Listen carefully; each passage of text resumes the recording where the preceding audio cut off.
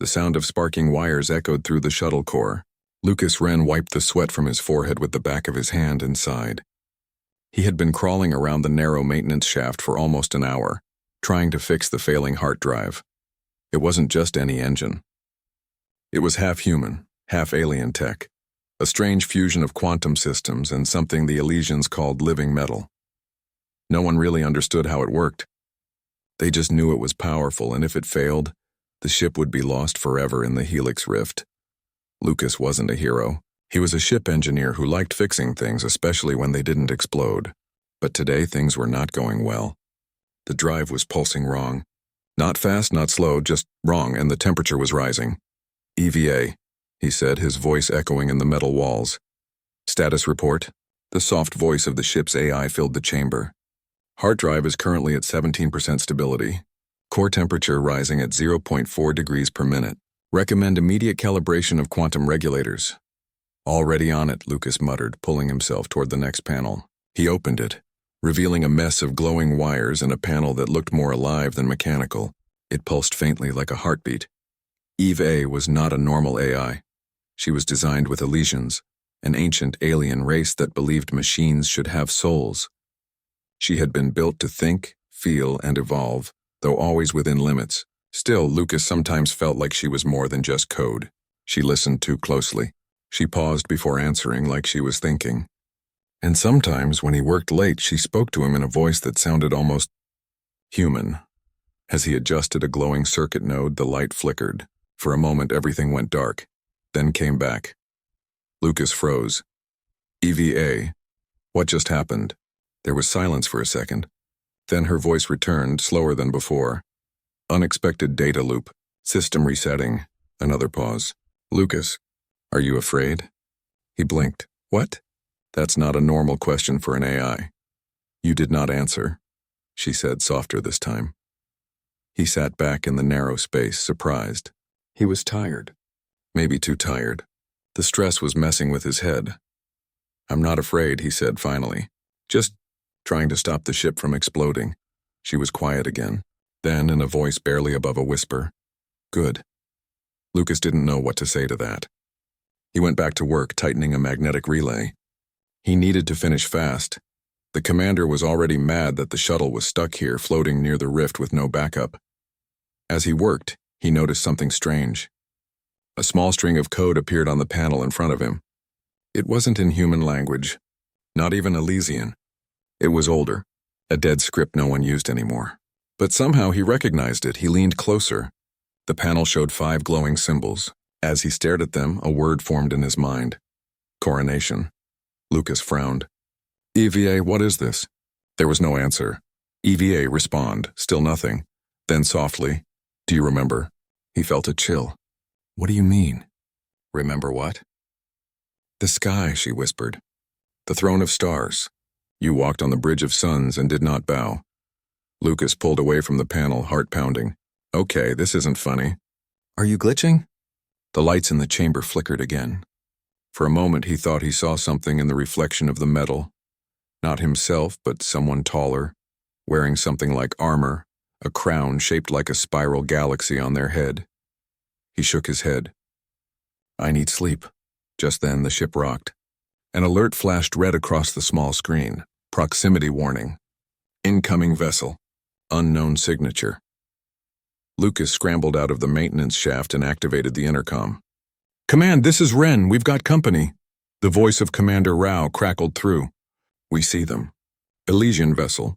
No ID signal. Stay in the core and keep that drive stable. We may need a jump and fast. Lucas looked back at the heart drive. It was glowing now, brighter than before. The pulse was no longer wrong. It was stronger, like it was waking up. Then EVA's voice returned, low and strange. You are not supposed to remember. Not yet. Lucas stared at the drive. Remember what? This time her voice came from the core itself, as if the ship was speaking through its bones. You are my king. Lucas stood frozen in the shuttle core, his hands still covered in grease. The words echoed in his head again. You are my king. He looked at the heart drive, which now pulsed with a strange glowing rhythm. It didn't feel like a machine anymore. It felt alive. Eva, he said slowly. What did you just say? No answer. He tapped the console. EVA, respond. Still silence. The quiet was worse than any alarm. Lucas felt like the air had grown heavier.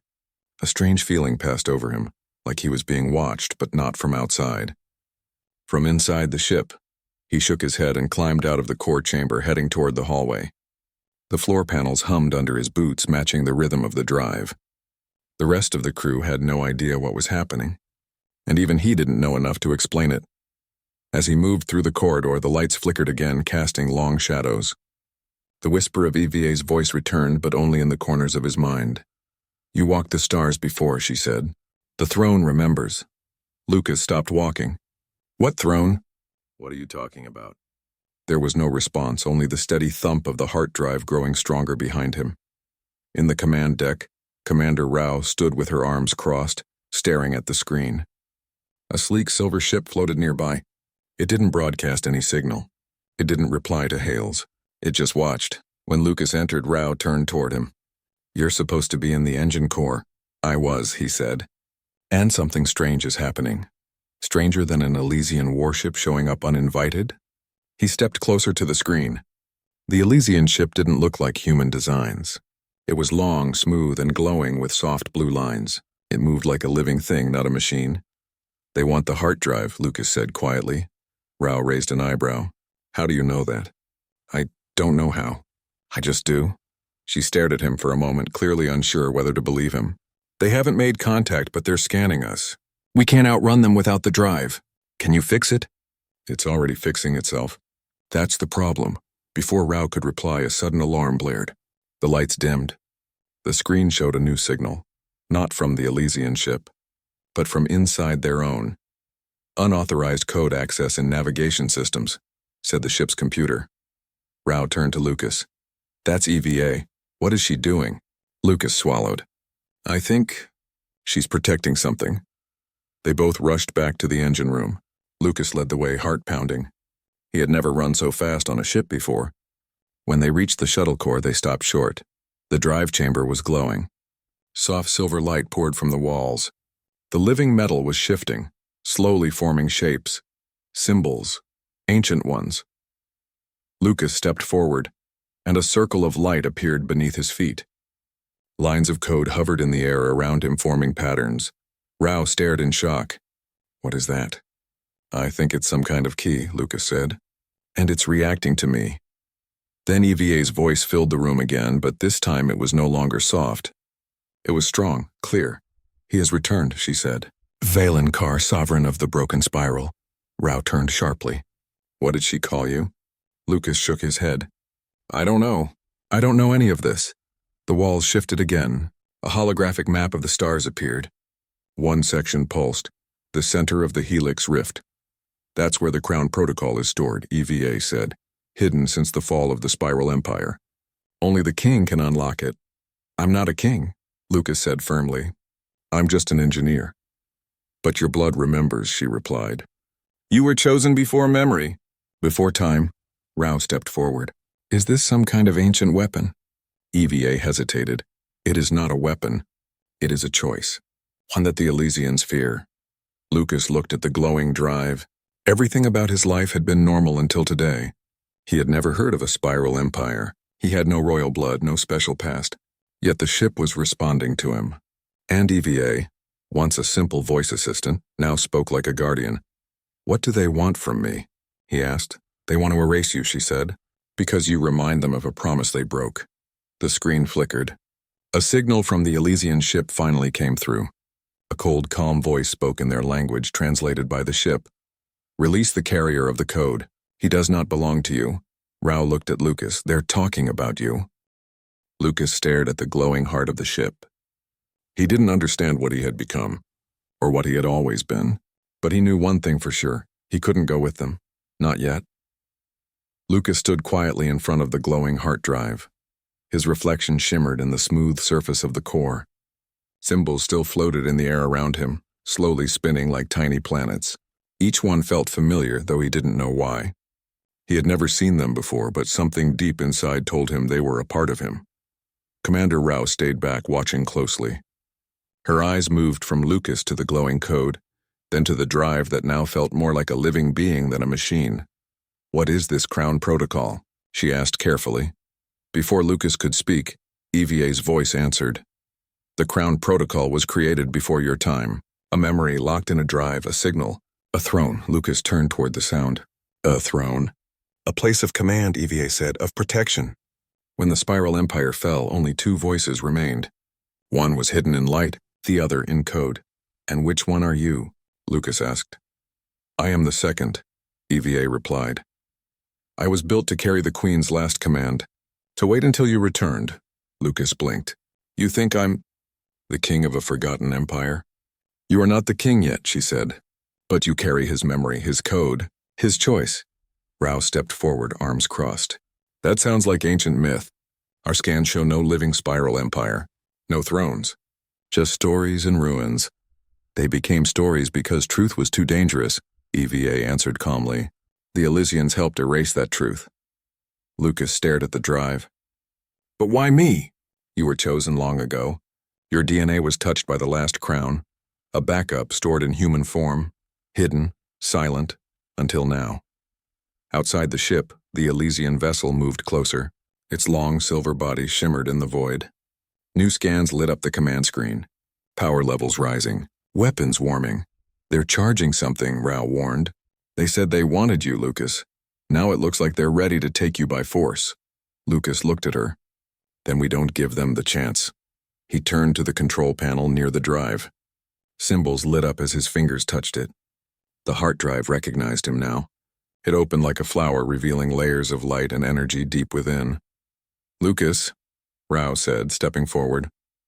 "Are you sure about this?" "No," he replied honestly. "But I don't think I've been sure about anything since EVA called me a king." Suddenly a pulse shot through the ship. Everything flickered, icon lights, screens, even gravity primed for a moment. Then a soft glow filled the walls. The heart drive had changed again. EVA spoke softly. "The Crown Protocol has activated. The heart drive is now a shield." "A shield?" Rao asked. "A shield of memory, of light. We will be invisible to the Elysian ship for 0.03 seconds. Enough time to hide in fractured space." Lucas frowned. "Fractured space?" "It's a pocket outside time," EVA explained. "Dangerous but quiet. No one can reach us there. And while we are inside, we can speak without the stars listening." Rao looked uneasy. "Are we sure this isn't going to kill us?" "No," EVA said. Lucas laughed, even though he didn't feel like laughing. "She's honest. That's something." "Begin transition," Lucas said. The ship shuddered. Lights dimmed. Then silence. Total silence. Even the hum of the engines disappeared. The stars outside stopped moving. They didn't twinkle. They didn't glow. They just paused. The inside of the shuttle core changed again. The space around Lucas turned dark, and a figure appeared, soft and glowing, not fully real. It was EVA. She looked like a woman made of light and wind, with eyes like stars. Not solid, but not just code either. A memory turned into form. "You are the last piece," she said, walking slowly toward Lucas. The spiral was broken. "But you were made to remember." Lucas swallowed. "Are you the Queen?" "I was," she said, "but not anymore. I'm only what's left in a shard of her mind, saved in the drive. Waiting. For me?" he asked. "For the one who chose peace when others chose war," she replied. "You were not made to rule with fear. You were made to show that memory is stronger than power."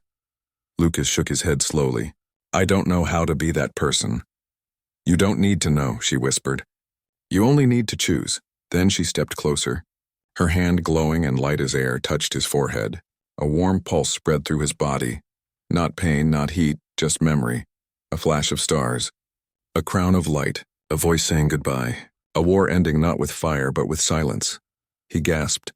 When he opened his eyes, EVA was fading again. "You are close now," she said. "They fear you not because you are strong, but because you are kind." The stars outside began to move again. Time restarted. And just before everything returned to normal, she whispered once more, "You are my king." Time returned like a slow breath. The stars outside the ship began to twinkle again. The faint hum of the engines returned. Gravity settled back. Lucas opened his eyes, still standing in the heart of the ship. The memory was fading, like a dream. The Queen of Light, her soft touch, the voice that had called him king. But something had changed. Deep inside he felt it, a quiet knowing. Like he had unlocked a door that had always been there. Commander Rao stood near the console watching him closely. "You okay?" Lucas nodded slowly. "I think so. What happened in there?" Lucas looked down at his hands. They didn't glow, they didn't feel different, but something inside was awake. "She showed me the past. A piece of it, a memory. I think I was part of something long ago, something that ended but didn't die." Rao crossed her arms. "You're saying you really are some kind of ancient king?" "I don't know if I was a king," Lucas said, "but I carried something. A piece of the Spiral Empire's last light. They hid it inside my bloodline, passed it down without anyone knowing, except EVA." Lucas looked at the glowing heart drive. She waited all this time, guarding the last command, protecting the code. Rao walked closer. "Then what now? The Elysians are still out there. They want you, and they don't look patient." Lucas stepped forward. "Can we talk to them?" Rao raised an eyebrow. "Talk to the Elysians? They're not known for being friendly." "But they were part of the Spiral Empire," Lucas said. "They helped build the heart drive. Maybe they didn't destroy the spiral, maybe they were trying to protect it. Or maybe they feared what it could become." Rao hesitated. "You want to open communication?" Lucas nodded. "I have to try. If I'm truly holding something important, I can't keep running. I need answers." Rao sighed, then tapped the console. "Opening channel," the screen blinked. The Elysian ship appeared again, quiet, smooth, glowing like a distant moon. A voice came through. Calm, cold. "You have awakened the Crown Protocol. Identify yourself." Lucas stepped in front of the screen. "I'm Lucas Wren, human engineer, but I carry the memory of Valenkar." There was silence. Then the voice returned, softer this time. "Impossible. You scanned the drive," Lucas said. "You felt it activate. You know what it means? More silence." Then a second voice joined. Deeper, older. "Speak the code." Lucas frowned. "What code?" But then, like before, the floating symbols returned in his mind. He didn't know how or why, but he could feel them. He closed his eyes, spoke the words that weren't words. The ship responded. A deep hum. A wave of energy passed between the two vessels, invisible but strong. The Elysian voice returned. "He remembers. The Crown lives." Rao leaned toward Lucas, whispering, "I think you just proved it." The Elysian spoke again. "We did not come to fight. We came to witness. The spiral will return through him, and if it returns in peace, we will not stand in its way." Lucas looked at the screen. "And if it returns in power, then we will fall with it," the voice said simply. The signal ended. Lucas turned back to Rao, surprised. "They're not here to kill us." "No," Rao said. "But they're watching. Every move, every choice," Lucas nodded. "Then I need to make the right one." Back in the shuttle core, EVA's voice returned, soft again like wind across glass. "They believed the Spiral Empire would return in fire. You must prove them wrong." Lucas sat down near the heart drive. "But I don't know what I'm supposed to do." "Led," she said, "I'm not a leader. You are now." The wall shifted again. A new panel opened, one Lucas had never seen before. Inside it, a small crystal hovered. Soft light pulsed within it like a heartbeat. "This is the spiral beacon," EVA said. "It connects lost worlds, old allies, forgotten places. With it, you can call them back. Rebuild what was broken." Lucas reached toward it, hand trembling. As his fingers touched the crystal, warmth spread through the room. Lines of light flowed across the walls. Stars lit up on the map, hundreds, maybe thousands. All waiting, all silent. "Do I really have the right to do this?" Lucas asked. "You don't need the right," EVA said. "You have the choice." He looked at the stars. Somewhere out there, ancient systems were still alive. Old friends, old enemies, whole planets with pieces of history just like his. He closed his hand around the crystal. "I'll try," he said. And for the first time, EVA answered not as a guide but as a friend. That's all the spiral ever asked. Lucas stood on the observation deck, holding the spiral beacon in his hands. The crystal glowed softly, casting a gentle light on his face. Outside the large viewing window, the Elysian ship remained still, watching, waiting, but not attacking. For the first time in hours, the ship felt calm. He didn't feel like a king. He still felt like an engineer, someone who fixed things. But now the thing he was supposed to fix was much bigger than a broken ship. He was holding the last signal of a lost empire, and he didn't know what would happen if he used it. Commander Rao walked in beside him. She didn't say anything for a few seconds. Just looked out at the stars with him. EVA told me what the beacon does, she said finally. Lucas glanced at her. And? She said it will send a signal across deep space. To old spiral colonies. Hidden ones. Sleeping ones. It could wake them all, he nodded. She said the same to me. And once they wake up? Rao asked. What if some of them remember war, not peace? Lucas didn't answer right away. The truth was he had the same fear. What if bringing the Spiral Empire back only restarted the things that destroyed it? I don't want to rule anyone, he said quietly. But if I can bring something back that's worth remembering, something good, maybe that's enough. Rao gave a slow nod. Then you better do it before someone else does. They both turned as a voice came through the comms. Captain, said a crew member from the bridge, we're picking up a strange energy signal from deep space. It's faint, but it's definitely not from our system. Rao raised her eyebrows. Another ship? Not exactly, the voice replied. It's more like a ghost signal. A broken transmission, but it has the spiral signature. Lucas and Rao exchanged a quick glance. Lucas spoke first. Location? Sector 4 Beta, near the old Nabari ruins. Rao tapped the panel. A map lit up showing the nearby systems. Sector 4. Beta was mostly empty space now, just old wrecks and lost probes. Lucas tightened his grip on the beacon. Maybe it's a spiral colony trying to respond. Or a trap, Rao said. Lucas looked at her. We'll never know unless we go, she sighed. Of course we're going. Moments later, the crew set a course toward the signal. The ship moved slowly through fractured space, using the heart drive to remain hidden from most scanners. The Elysian ship followed at a safe distance, not helping, but not interfering. Hours passed. Finally, they arrived. The system was cold, quiet. A dead star hung in the middle, its light long gone. The only object nearby was a massive broken station, floating alone in space, dark and forgotten. This place gives me chills, Rao said as they approached. Lucas stood behind her. EVA, what is this station? The AI replied softly.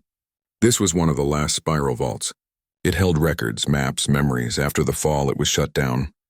Why is it sending a signal now? Rao asked. Because you're here, EVA said. Because the beacon woke it. They docked the ship with the old station carefully. The airlocks groaned but held. Lucas, Rao, and 2 crew members entered first, flashlights cutting through the dark. Inside, the walls were covered with dust. Strange spiral writing marked the hallways, the same symbols Lucas had seen in his mind. As they walked, EVA's voice guided them through the silence. There is a chamber ahead, she said. One that will recognize him. They entered a large circular room. At its center was a pedestal, shaped like a spiral crown. It was cracked but still glowing faintly. Lucas stepped closer, and the crystal in his hand began to pulse with light. As he placed the beacon onto the pedestal, the entire room lit up, walls shifted, holograms appeared, and a voice, old, worn but full of emotion, ours spoke. If you are hearing this, then the spiral lives on. Lucas froze. The voice wasn't EVA's, it was a man's voice. A king's voice. The hologram showed a man in armor standing tall. His eyes were tired but kind. He looked directly at Lucas, though the message was thousands of years old. We failed, the king said, not because of enemies, but because we lost trust. We forgot who we were. But we left our memory in you. Not to rebuild the empire, but to restore the meaning of it. The image faded. Lucas stood silently. The room was glowing, but he felt something deeper, a calm purpose. Not power, not command, just clarity. He looked at Rao. They didn't want someone to rule. They wanted someone to remind others of who they used to be. Rao smiled slightly. Then maybe you're exactly who they needed. Lucas looked around the room. Symbols floated around him. Lights glowed brighter. The spiral was no longer a myth. It had just been waiting. Lucas sat quietly in the center of the spiral vault. his eyes still fixed on the place where the old king's image had faded. Around him, the room continued to glow with soft light. Spiral symbols floated in the air like dust caught in sunlight. The moment felt sacred, yet heavy. Commander Rao stood nearby with her arms crossed, watching him with quiet respect. She had always trusted her instincts, and though none of this made much sense to the logical part of her mind, she could feel something important had just happened. "What now?" she asked softly. Lucas didn't answer right away. He looked down at the spiral beacon, now resting inside the ancient pedestal. It no longer pulsed with light, but it felt alive, like it was waiting for his next move. "I think this place was the last message," Lucas said finally. "Not just to me, but to anyone who might come after." Rao walked slowly around the room. "A memory station?" He nodded. "Yes, but more than that. A reminder. The spiral wasn't perfect. It didn't fall because it was weak. It fell because it forgot why it was strong." Rao looked at him. "And do you remember?" Lucas stood up and faced her. "Kindness, trust, unity, that's what the king said.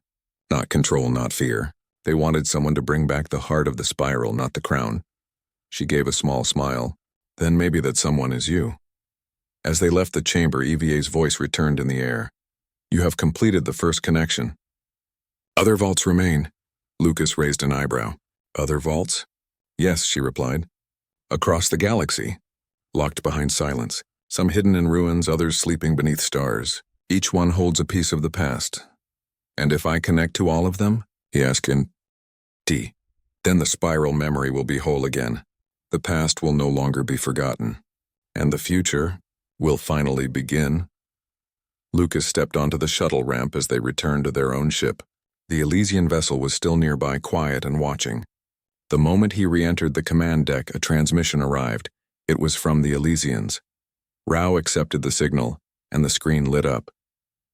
This time, the speaker was not a voice from the shadows, but a figure. A tall, silver-skinned being with soft, glowing eyes and delicate features. They looked ancient and calm. "You entered the vault," the Elysian said. Lucas nodded. "Yes, and what did you find?" "A message," Lucas replied. "A lesson," the Elysian tilted their head. "Then you understand now." Lucas looked directly at the screen. "I think I do. The spiral didn't die because of enemies. It died because it forgot itself. But that can change." There was a pause. Then the Elysian spoke again. "Then we will help." Rao turned quickly. "Help? You said you were only observing." The Elysian looked at her. "We were, but this is different. The last time the spiral rose, it tried to hold the stars in its hands. Now maybe it can light them instead." Lucas felt a strange warmth rise in his chest. "You're offering an alliance?" "A quiet one," the Elysian said. "For now. But if you continue, if you awaken the spiral without repeating its old mistakes, then more will follow." Lucas stepped forward. "There's more out there, isn't there? More than just you. More than just humans." The Elysian's eyes shimmered like distant galaxies. Yes, many remembered. But they stayed silent, waiting. "You are the first voice to speak with purpose, not pride." The transmission ended. Silence filled the room. Commander Rao gave a low whistle. "So we're not alone anymore." Lucas smiled faintly. "Maybe we never were." Later that night, Lucas sat alone in the shuttle core. The beacon sat beside him, quiet. He looked at the stars through the viewing window. One of them blinked brighter than the others just for a second. It was a signal. Another vault had awakened. He felt a strange peace inside him. He didn't have all the answers. He wasn't a king with a throne or a crown, but he was something more important, a bridge between the past and the future. EVA's voice came quietly, almost like a whisper in his mind. "Are you ready for the next step?" Lucas closed his eyes. He thought about his home, his crew, the Elysians, and all the voices still waiting out there, lost in the dark. He opened his eyes again. "Yes," he said, and somewhere far across the galaxy, a second spiral beacon began to glow. Lucas sat in the command deck, staring at the stars. The spiral beacon beside him pulsed faintly, like a heartbeat in sync with his own. Each pulse felt alive, carrying the memory of civilizations long gone and promises made centuries ago. He had seen the past. He had touched it. And now, it was his responsibility to shape what came next. Commander Rao stood near the window. arms crossed, her eyes on the distant Elysian ship. "Do you ever think about how small we are?" she asked softly. Lucas smiled. "I used to, but now I see something different. Even the smallest people can carry a universe inside them." The ship shivered as the hard drive hummed quietly, stabilizing itself after the recent activity. Lucas could feel the energy flowing through the hull, through every wire, every panel, almost as if the ship itself was aware. VA's voice came, soft but clear. "They are awake," she said. "The second vault has begun to respond. Others will follow. You are the first, Lucas, the one who reminded the galaxy what it forgot." He leaned back in his chair. "I never asked for this. I didn't even want it. I just fixed a broken engine," EVA whispered. "But you were meant for more. You chose mercy, not power. That makes you different from those who came before." Outside, a soft glow appeared in the darkness. Another spiral beacon had activated, hundreds of light years away. It was sending a signal, not a weapon, but a call. And this time others heard it. Other ships, other hidden worlds began to stir. Rao looked at Lucas. "You're creating a whole network." "Yes," Lucas said. "Not to rule, not to conquer, but to remind everyone that what made the spiral strong wasn't control or force. It was connection, trust, and choice." The Elysian vessel moved closer, its silver surface gleaming in the starlight. Its presence was no longer threatening. It was protective, almost reverent. The beings aboard could see the change, the shift in the galaxy's balance. Lucas felt it too. The Elysians weren't just observers anymore. They were allies, watching to ensure the past mistakes would not repeat. Lucas activated the beacon again. The light spread across the ship and out into space, forming a network of pulses. Each pulse carried information: memory, history, knowledge, and guidance. Every hidden spiral world responded. Slowly, almost imperceptibly, the galaxy began to awaken. And then, as the signal spread, EVA spoke again. "You have done what no one else could. You have awakened the spiral without awakening its hunger for power." Lucas smiled faintly, his fingers resting lightly on the console. "I didn't do it alone. The crew, you, even the Elysians, everyone made this possible. I was just the first hand to reach out." Outside, stars twinkled more brightly, and in the far reaches of space, ships that had slept for centuries stirred. Holographic lights flickered on long-abandoned stations. Artificial intelligences once locked away whispered to one another across vast distances. Knowledge that had been buried returned slowly to the galaxy, guided by the spiral beacon's pulse. Rao placed a hand on Lucas's shoulder. "You're changing everything," she said. Lucas looked at her. "Not everything. Just what matters." A gentle vibration passed through the ship. The heart drive pulsed once more, brighter than ever. The living metal inside seemed to hum in agreement. Lucas felt the energy flowing through him, not as a ruler, but as a custodian. He didn't need a crown or a throne. He had responsibility, yes, but it was a responsibility of care, of connection. EVA's voice softened, almost like a sigh. "The spiral remembers. Because you remembered. And now so does everyone else." Lucas closed his eyes. In his mind, he saw flashes of history. Worlds rising, civilizations falling, choices made and repeated. And he understood finally. The spiral's strength had always been in the hands of those who remembered why it mattered. He was no longer just Lucas Wren, the engineer. He was a bridge, a link between the past and the future. He opened his eyes and looked at the stars. Each one was a story, each pulse a heartbeat of life. He reached over and gently touched the beacon, feeling the faint warmth in his palm. "I will protect it," he whispered. "Not for power, not for glory, but because it matters." The Elysians slowly pulled back, giving the ship space. Lucas and Rao watched as the network of spiral worlds began to glow faintly in the distance. A web of light connecting planets, stations, and ships. For the first time since he had boarded the shuttle, Lucas felt peace. The galaxy was not perfect. There would be challenges ahead. But the memory of the spiral, its heart and purpose, had been restored. And he had played his part. Eve's voice came one last time, soft and warm. "You are my king. Not because you rule, but because you chose wisely." Lucas smiled. He looked at Rao, then at the stars. "Not a king," he said aloud, "just a guardian." And for the first time in centuries, the spiral truly awoke.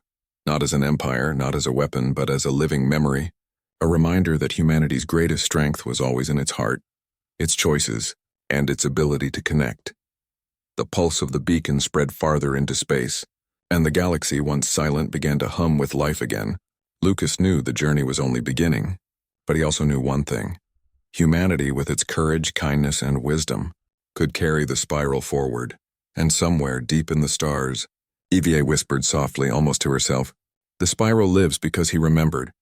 Because we remembered. Lucas looked out at the glowing web of awakened worlds and smiled. The galaxy was vast, full of mystery, but now it was full of hope too.